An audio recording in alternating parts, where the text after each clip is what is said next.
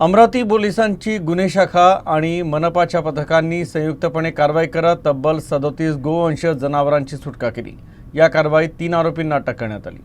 अमरावतीच्या लालखडी परिसरातील बिस्मिल्ला नगर येथील एका गोदामावर पोलिसांनी धाड टाकून तब्बल 37 गोवंश जनावरांची सुटका केली।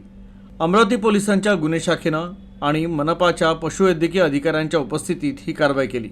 सर्व गोवंश जनावरांची अत्यंत निर्दयपणे कोंडलेल्या अवस्थेतून सुटका करून त्यांना सुखरूपपणे गोरक्षण केंद्रात पाठवण्यात आलं।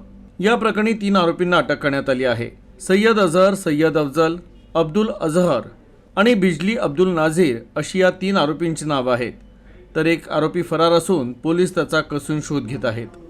ही जे प्राणी आहेत हे कत्तलीकरता आणून ठेवलेले आहे।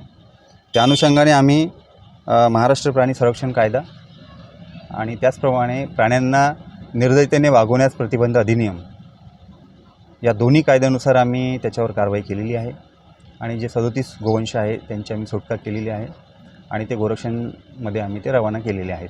किती आरोपी होते सर? याच्यामध्ये एकूण 3 आरोपी आहेत। त्यापैकी आम्ही 2 आम्ही ताब्यात घेतलेला आहे आणि एक आरोपी त्यामध्ये फरार आहे। त्याचा आम्ही शोध घेऊन त्याच्यामध्ये आरोपींचे नाव सय्यद अझहर, सय्यद अफजल व 29 वर्ष लालखडी, दुसरा अब्दुल अझहर उर्फ बिजली अब्दुल नझीर वय 33 वर्ष, हा लालखडीचाच राहणार आहे।